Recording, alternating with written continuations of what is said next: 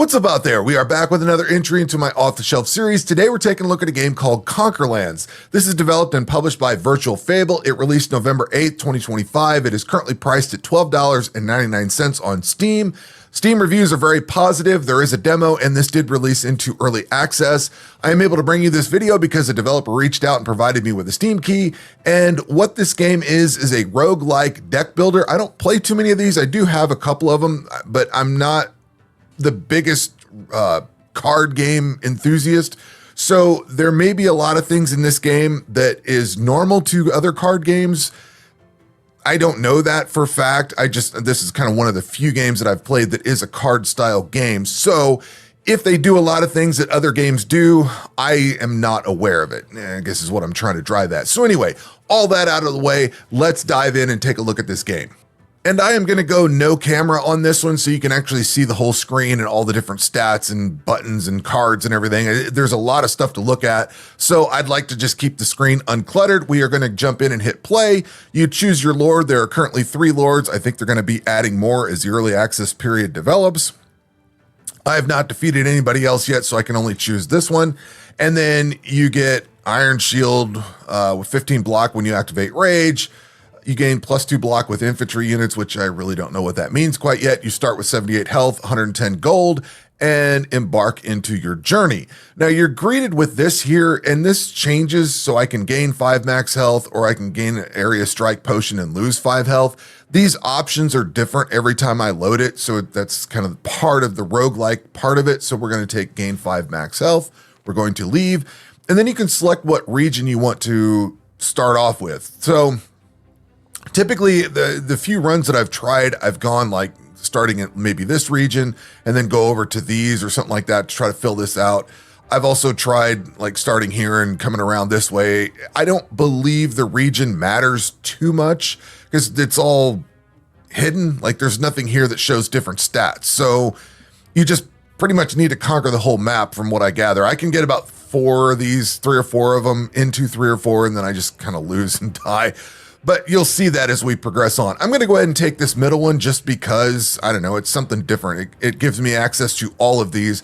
As you conquer land, you will have, like if I conquer this one, I'll be able to go into here and probably here, presumably with this little bit here. So let's try and conquer this thing here. Now, I'm not sure what the little stairs mean. I think that means I am on level 1. And as I progress, it's going to get further along. I haven't quite paid attention to that too much. But you're going to select a track here. And as you move through this number will go up. I don't know that it means a whole lot to me currently yet. Let's see, what do we have up here? This is the Iron Shield and the barracks. So this tells us what our little stats are up here. You've got life, you've got gold, you've got some potion slots up here. I still haven't quite used potions a whole lot yet. Basically, the only way I've gotten potions is through merchants. So I'd have to go through here and buy a couple of potions. The unknown ones, I think they just give you like random stuff or allow you to choose different things. I don't know if there's combat in those or not. Treasure, you get like free stuff if you go there. Rest is where you can do some upgrades. You'll see that. Then you've got enemies and elites. We don't have any elites on here yet. Let's see what's up here. This is the tactical map. Then you've got your army. These are the units that you've got. And then this is the cards that you have. What I'm not clear of, I think you lose all your cards when you die and have to start over. I'm not entirely sure on that one. It's what it seems like. So at any rate, we're going to go and select a track here. Now that we've looked at this whole window, we're going to select this track because it's going to be 2 fights, and then we're going to get some treasure and a question mark. I think that's probably going to be an easy start. So there is a tutorial with this, and I do very strongly recommend going through the tutorial and reading it maybe more than once. I've gone through it a few times here. You just click on the little gear up there, go to tutorial, and then run through this. So I'm going to point some things out as we run through this, and the reason I'm going through the tutorial now is because it was confusing to me and it didn't make a lot of sense. So they say in here, each card is triggered by a unit. They show a little guy on a horse, and you've got the little guy on the horse on the card. So it all looks great so far. You come over here, it shows you to say drop the appropriate unit, but you'll notice these cards have a blank on there. So if we go to this page, it shows a little unit. If you go to this page, they're blank. And when you first start playing, all the cards are blank. So it was like, well, why are they showing units on here if everything is blank? So as you progress through this, it's going to show you the different power type, what type of unit it is, what class it is. As you play the game and collect more cards, eventually these little symbols will show up. That was one of the most confusing things that I had once I figured the positioning system out, but this was like the second most confusing thing that I had to figure out in this game. So some units are triggered by power. It'll say it needs to be such, over some power or whatever. They give you examples on here. Card type. So you've got spearman, crossbowman, knight, that kind of thing. That's what the little type is, or the class, infantry, cavalry, or villager. So as we keep going through this, the most confusing thing that I had to figure out when I was trying the demo a little while back was the card positions, because I kept attacking something and I kept missing, and I just wouldn't, it didn't sink in what card positioning meant. We'll dive into that a little bit further as we go, but it's telling you that you will miss if this here says 8 on the middle position, that means you're going to attack this guy here. Blue is you, and then the red are these guys, and there's 3 positions. So it took me a little bit to catch on to that. And maybe I dove into the game a little bit too fast, and I did read the tutorial, but I didn't connect on what the tutorial was saying. So positioning is very important in this game. And then you can affect multiple positions by improving the position level, which the position level's over here. I think this is card level over on the left side. I think we're going to see that here. And you can change the card positioning by burning your cards into this thing here. If you have extra units, you can actually throw those on there and kind of bank that. This does count down as you go. Let's see here, the unit change. I've not really used the unit change. I probably need to. And then the villager unit, you can't actually use these. These start blank. Eventually you will start collecting units that have the little peasant in there, and then you can start using those. Rage comes up. That's something we'll get into as we play. But let's go through and do some actual combat. Like I said, I wanted to point some stuff in the tutorial out. You can go back and revisit the tutorial as often as you need to, because it's not like this game is terribly complex or anything, but there are some confusing things, and you might wonder why you're getting, you're missing, you're not hitting the enemy all that much. So here we are, we're in combat, we're ready to go fight. If I want to move this guy, I need to burn 6 points. So that would be this unit here, or these 2 units here, or these 2 units here. Now you'll notice that I don't have anything in these little boxes, so I can attack or defend as I choose. I just need to have an even. So I would need to play this character here in order to hit that. And you see that this highlights red over here when I mouse over, or when I go to drop this. If I drop this here, it's going to whiff. It's not going to hit anything because he's in the wrong position. So this position change number, this is 6 right now. When I put the 6 into this, it's going to change to become a different number. So you may be able to move twice. It may go up to 12, and then you can't move anymore. It's the positioning system in this is very cool. I kind of like it, but it does get kind of annoying because you'll burn a whole bunch of cards just shuffling the guy over to defend or something like that. You'll see what we do as we go. So first thing we need to do is look at our cards. This one attacks this position here, block, and then this one attacks that position here. I'm going to move this guy to the middle spot because this only does 6 damage to the first position, whereas this is going to deal 8 and apply 2 vulnerable armor in this spot here. Now, the next thing is I can only trigger this card with an even, so this has to work over there. I have to use this archer card on that one. That means I have to do the position change using something else. So we're going to go ahead and burn this one and this one. And the other thing that's kind of, I'd like to see this updated. So you would be inclined to think you need to move the character left with this button. However, you can't. You have to use this button to move him 1 position over. I wish this was left and right buttons. So if I click this, it goes over this way. If I click this, it goes back that way. If I click this, it goes this way. I wish this was just left and right. So I didn't have to, I could just click this and he would just move. It seems more intuitive to be that way. So I find myself wanting to just click on the button that's to the left because that's just naturally where I go to. So if I have any complaints about this game, it's these two buttons right here. I wish they were just straight up left and right and not moving positions between. I guess it must make sense when it probably makes sense when there's more units on here. So it's a complaint that I'm probably going to run out of. I don't fight too many units. Usually I'm fighting a lot of one combatants.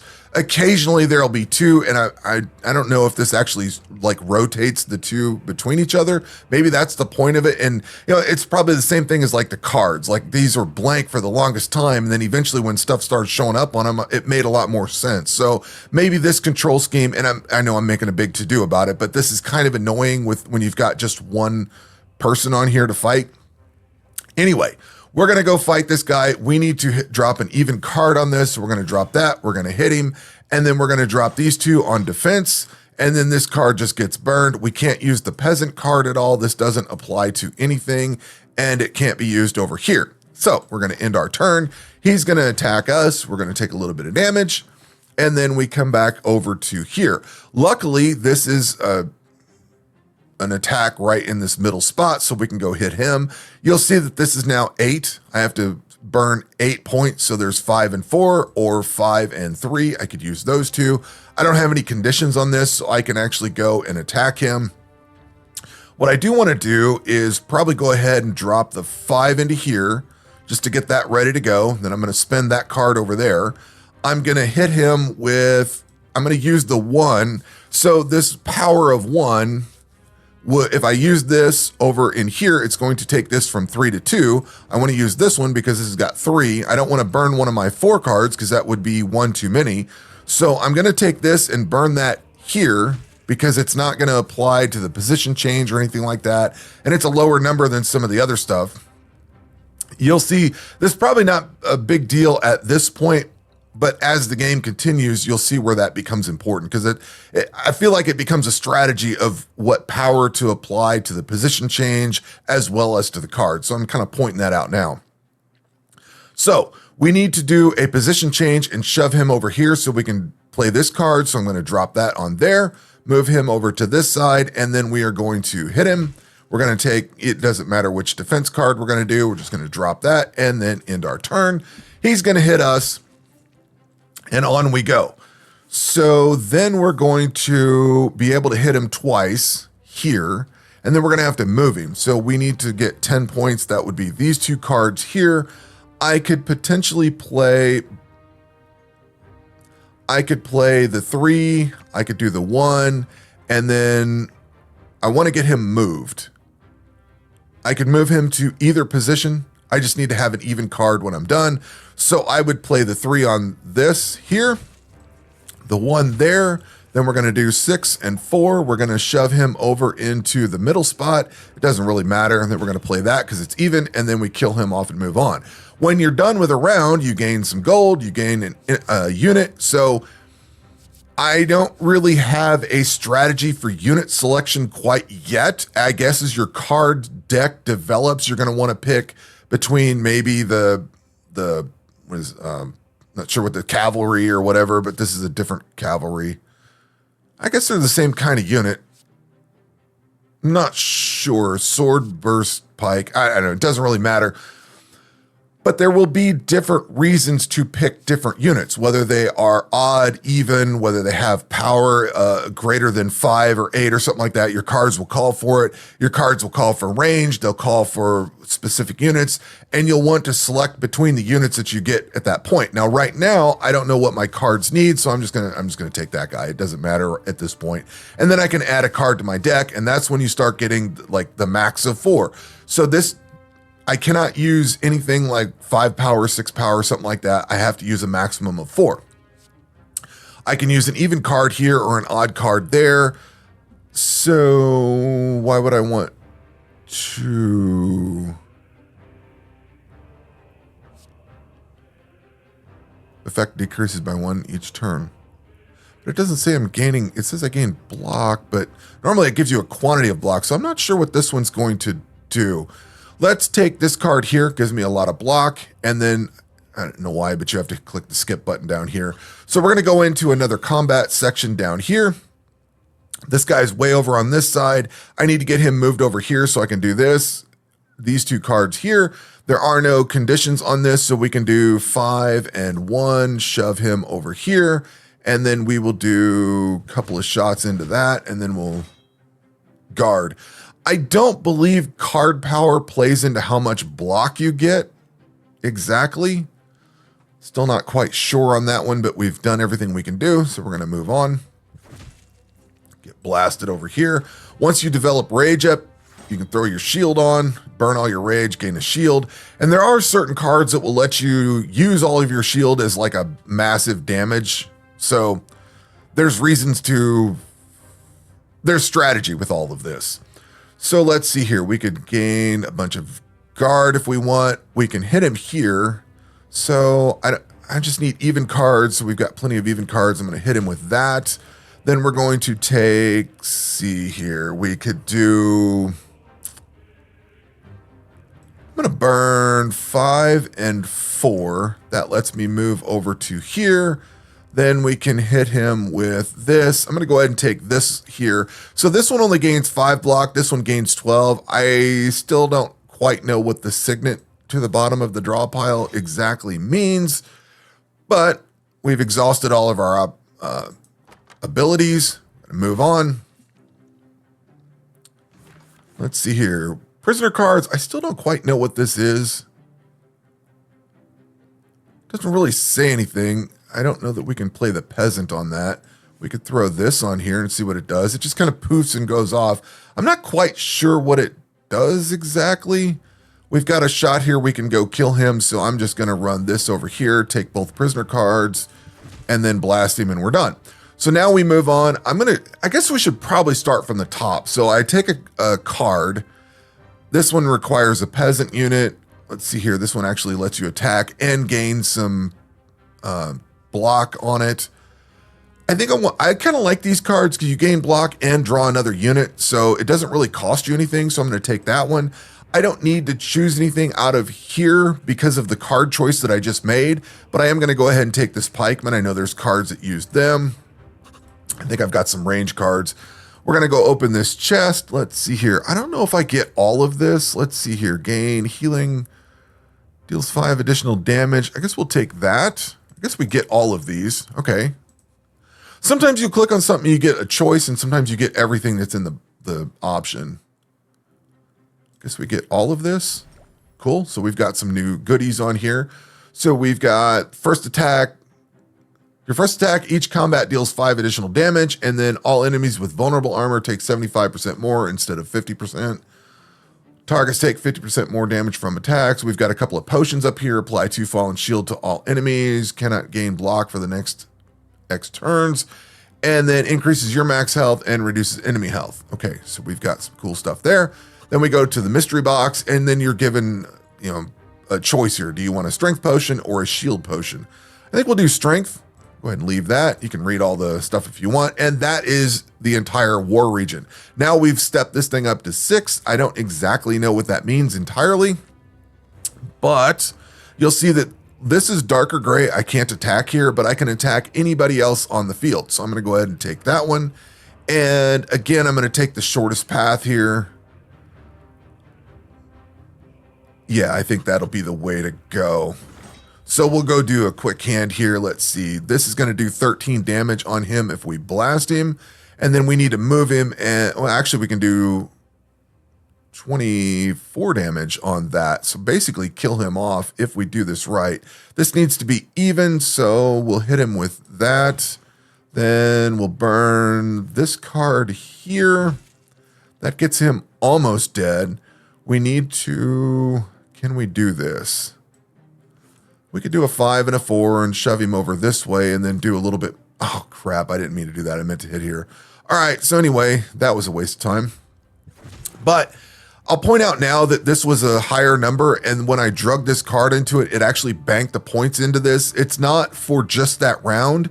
It's for the next round as well for the position change. So as long as you bank some stuff into it, it's ready to go. So I would just burn my cards getting him ready for the next position change. So like now I need to get him over to here.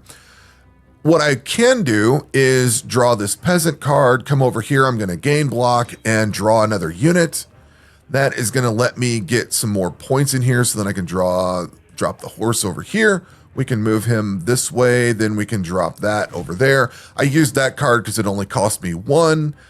I'm going to bank some points into here. So we're going to take this 6 and bank that into 10. That means next round, it's only going to cost me 4 points to change that position. I could actually play this 1 pointer over here if I want. And I think I'm going to. That brings that down to 3 so that I can apply both of these to gain block. And then we end our turn. He has to get through my armor first, and he can't. So then we go there. And then I can just end his career right there. So we're going to go add a card. Now this one, it requires a melee unit. This one requires ranged. There's crossbows. There's regular bows. There's a variety of different melee units, so you kind of got to know which one you're getting there. This one is a max of 4. Deal damage 4 times prisoner. You know, I think I'll take this just to tinker around with it and see what it does. So we're going to add a unit and max of 4 because that matches the card I just took. And then we go on and fight the next guy. So we have the ability to do some damage here. I don't need to do a position change at the moment, but I could apply this 5 over here to reduce this cost. I'm just going to go ahead and do this. That way the cost is only 1 point for the next round in case I need to move him, because I'm pretty sure I'm going to have to move whoever on the next shot. I'm going to take this 1 pointer, do 11 damage to him, and then we are going to spend the rest of these cards on block. This is an even card, so it has to be that 4. Then we go on to the next turn. Take our beating here. Then let's see here. We are in a spot to hit him right here, but I have to do max of 4. Then we need to move him over, so I can play this card to move him. I can play, let's just take one of these to move over here. That hits him a few times. Then we need to move him over. We need to do an even card to hit that. Then we can just pick these cards off this way and go to the next turn. Now he is in a observing thing, so he's not doing anything at the moment. So we're just basically wailing on him this entire time. Now I need to move him back. So we could do, I think the cheapest possible route to get here would be, let's see, we can do a peasant. Let's just do that, see what we get here. I need to get him over this side, so we'll do, it doesn't really matter. I guess we'll do 2 5s. That bumps him over, and then we can shove him this way. Doesn't matter what I use to attack him with, although I should have put a 6 in here. I'll put that 5 there. That means I only have to spend 5 points the next time, gain a little bit of block, go to the next turn. And let's see here. Again, he's in the wrong position. I need to get him moved over at least twice. So we need to spend 5 points. So we'll do a 4 and a 1. That lets me move him here. Now, you can move him as many times as you want, as long as you're moving them. There's like no cost for this, but I have to spend 12 points to move him 1 more over. So if I wanted to attack him most effectively, this only has 1 position to the far right. This one attacks both positions. So I'm going to leave him here. And we are going to drop this one on the even. We're going to drop this. Oh, I killed him. All right. I saw that peasant card and some other things I could have done. Anyway, we killed him and moved on. We're going to add a card. I do like these peasant cards. I actually kind of like this. I think that prisoner card is doing really well. I am going to add, these are both range. I'm going to go ahead and add just a 1 pointer on there.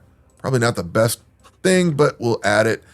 Here we get an option. Lose 10 health, gain 5 max, or gain 25 health. This would basically heal me and then lose 5 max. I'm going to go ahead and do that. That way I'm healed up a little bit. Go to the fight. And now you have to fight 2 people. So this is probably where the positioning comes in very handy. Now, typically when I get to a fight like this, and sometimes there'll be one guy that calls in another unit at some point. When I do a fight like this, I just basically use the cards that are available. I don't really reposition them all that much because I don't really need to. That said, what I mean by that is like I can hit this guy. Well, this is hit in the middle, so I can hit that guy. This one hits this guy here. So I can hit somebody with all my attacks. I don't have to worry about anything. Although this one's probably going to kill that guy. Let's see. We can do 4 max. We could do... We'll just go by cheap. We'll do 1 power on this. So this is going to hit 2 damage 4 times. Yep, that kills him off. Then we can apply this, so it's going to do 6 damage. So that hits him for that. I need to put 4 points into that, bank some points into the position change, and then we're going to grab our block.